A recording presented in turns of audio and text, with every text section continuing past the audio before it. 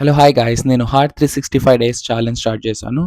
నేను full head shave ఎందుకు చేసుకున్నానంటే to start fresh and end my old version here. And మీరు ఇక్కడ పాజ్ చేసి చూడొచ్చు. ఇవి రూల్స్ అన్నమాట. First meal scrambled eggs with spinach తిన్నాను.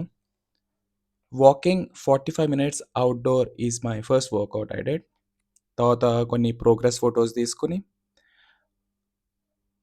10 పేజెస్ బుక్ చదివేశాను. సో సెకండ్ వర్కౌట్‌గా యోగా 45 మినిట్స్ చేశాను.